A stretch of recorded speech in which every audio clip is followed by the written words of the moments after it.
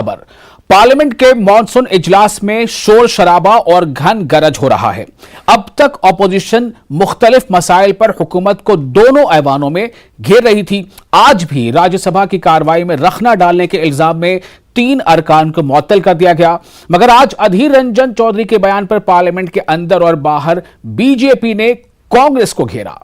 स्मृति ईरानी कांग्रेस पर हमला करने में पेश रही। उन्होंने कांग्रेस पार्टी को आदिवासी और दलित और खातून मुखालिफ बता दिया और माफी का भी मुतालबा किया। हंगामे के सबब पार्लियामेंट की कार्रवाई में रखना पड़ा। देश की राष्ट्रपति को इस प्रकार से अपमानित करना देता सदन द्वारा, अध्यक्ष महोदय, मूल्यविहीन, संस्कारविहीन राजनीति का प्रतीक है।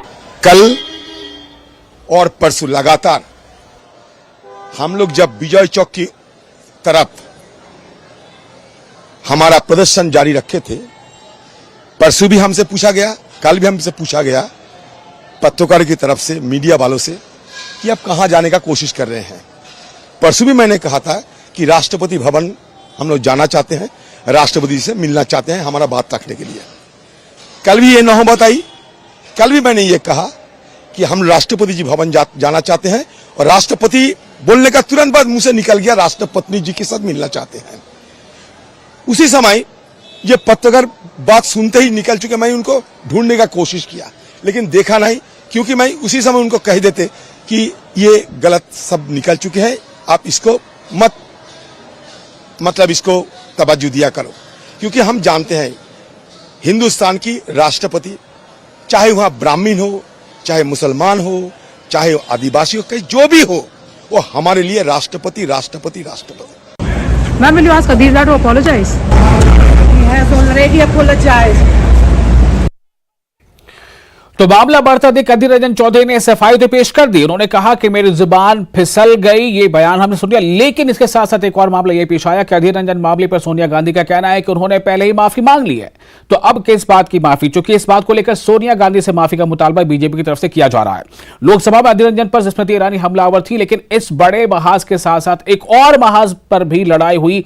अधीर रंजन मामले में लोकसभा में सोनिया गांधी इस्तीफा दो के नारे भी लगे। इस दौरान ऐवान से बाहर जा रही कांग्रेस की अबूरी सदर वापस आई। रमा देवी के पास जाकर उन्होंने कहा कि अधीर रंजन ने माफी मांग ली है। सोनिया गांधी ने इस मामले में उनका नाम लिए जाने पर, यानी कि सोनिया गांधी का नाम लिए जाने पर हैरानी जाहिर की। इस बीच स्मृति ईरानी सोनिया गांधी के पास आई और कहा कि आपका नाम मैंने लिया है। इस पर सोनिया गांधी ने कहा कि डोंट टॉक टू मी। यह रिपोर्ट आ रही है, जिसके बाद दोनों के बीच 2-3 मिनट तक नोकझोंक भी हुई है। बाद में दोनों पार्टियों के अरकान बीच बचाव के लिए भी आ गया है। इस तमाम मामले पर हमारे साथ इस वक्त दिल्ली से जुड़ रहे हैं अनूप गुप्ता।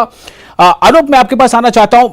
देखा यह जा रहा था कि जो सरकार है उसे घेरने की कोशिश तमाम अपोजिशन पार्टियों की तरफ से, लगभग तमाम अपोजिशन पार्टियों की तरफ से घेरने की कोशिश लगातार जारी थी जब से अभी सेशन चल रहा है। लेकिन आज ऐसा क्या हो गया कि बीजेपी ने कांग्रेस को घेरा है?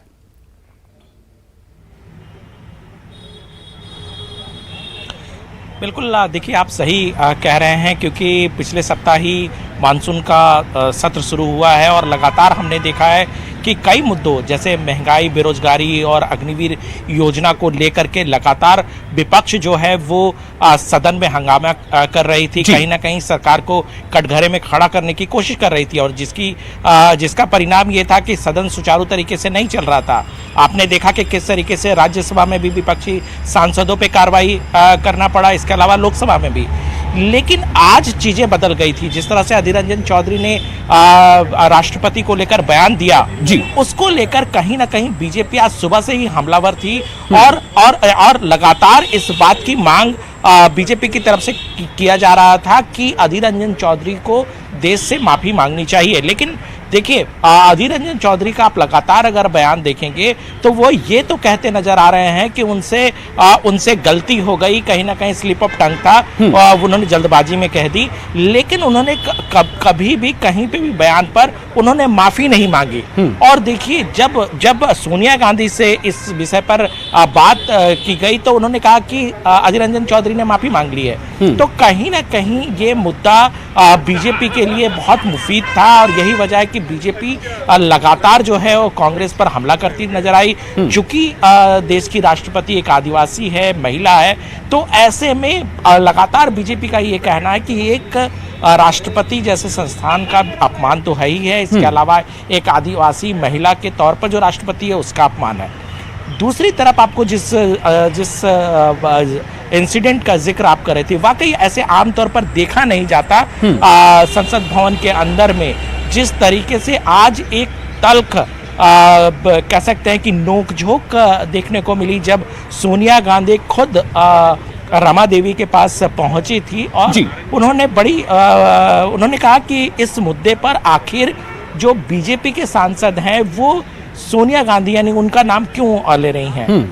उस मसले पर स्मृति ईरानी ने कहा कि आप रमा देवी से नहीं मुझसे बात कीजिए, मैंने आपका नाम लिया है, आप मुझे बताइए। और वहां पर एक तल्खी देखने को मिली, सोनिया गांधी ने कहा कि आपसे मैं बात नहीं करूंगी। तो कुल मिलाकर के एक बड़ा इंसिडेंट वहां पर घटा है।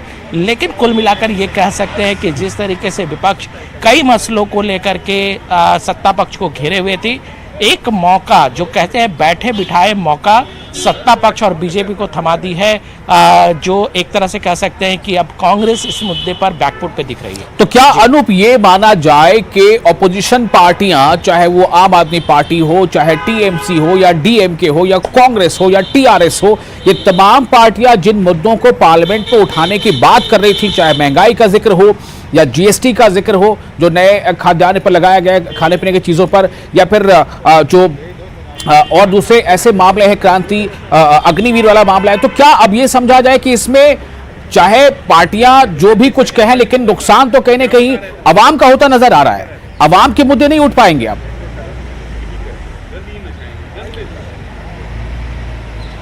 नहीं, बिल्कुल देखिए, सत्ता पक्ष की तरफ से और खास तौर पे सरकार की तरफ से लगातार इस बात को कहा गया कि विपक्ष जिन जिन मुद्दों पर सदन के अंदर चर्चा कराना चाहती है उस मुद्दे पर चर्चा कराने के लिए सरकार तैयार है, चाहे वो महंगाई हो चाहे जो अन्य विषय है। यानी कि सरकार अभी भी इन मुद्दों पर चर्चा के लिए तैयार है। लेकिन कांग्रेस की तरफ से अगर बैठे बिठाए कोई मुद्दा दिया जाता है तो इस पे देखिए सियासी पार्टियां उसको लपकने में देर क्यों करेगी, और यही हुआ क्योंकि अधीर रंजन चौधरी ने जिस तरह से बयान दिया है, देखिए बड़ा मसला है। और आप अगर राष्ट्रपति को लेकर जो हमारे देश की सर्वोच्च संस्थान पे बैठी हुई हैं उनको लेकर के अगर इस तरह की टिप्पणी की जाती है, इस तरह के भाषा का उपयोग किया जाता है, तो वाकई इसको दुर्भाग्यपूर्ण कहा जा सकता है। एक आखिरी सवाल अनूप, मेरा सवाल ये है कि क्या बीजेपी इस मामले पर अधीर रंजन चौधरी की माफी नामे की बात कर रहे हैं कि वो माफी मांगे, पब्लिकली मांगे, बंद कमरे में जाके मिल के ना मांगे, पब्लिकली मांगे, या फिर ये कि उनका अभी ये स्टैंड है बीजेपी का कि सोनिया गांधी इस मामले पर जो है सब माफी मांगे? देखिए, इनका ऑफिशियल स्टैंड ये है कि अधीर रंजन चौधरी को देश के सामने माफी मांगनी चाहिए, ये ऑफिशियल स्टैंड है। और चूंकि एक बड़े तरीके से उन्होंने बयान दिया है, कह सकते हैं कि एक अमर्यादित बयान दिया है, तो ये मांग है। लेकिन देखिए ये सियासी मुद्दा है, ऐसे में कहीं ना कहीं लगातार चूंकि अभी राष्ट्रीय अध्यक्ष सोनिया गांधी है, ऐसे इस पूरे मसले पर सोनिया गांधी को भी कटघरे में खड़ा करने में किसी तरह की कोताही बीजेपी नहीं बरतेगी, क्योंकि सोनिया गांधी के नेतृत्व में अधीर रंजन चौधरी आते हैं और सदन में विपक्ष के नेता हैं। तो ऐसे में जिम्मेवारी सोनिया गांधी की खत्म नहीं होती। और बीजेपी के नेताओं से अगर आप बात करें तो उनका कहना है कि सोनिया गांधी कांग्रेस की अध्यक्ष है और महिला भी हैं। ऐसे में एक महिला का बहुत शुक्रिया आपका तमाम जानकारी के लिए। तो ये मुद्दा दरअसल है कि मुद्दा अब जो ऐसा लगता है कि फिलहाल अभी ठंडा होने वाला नहीं है और ये मुद्दा भी आगे खिंचेगा। अब किस तरह से बीजेपी इस मुद्दे को लेकर आगे बढ़ती है और किस तरह से कांग्रेस अपना बचाव कर पाती है, लेकिन सबसे अहम सवाल यह है कि क्या इन सब के बीच जो अवामी मुद्दों पर बहस की बात संसद में हो रही थी उसका क्या होगा।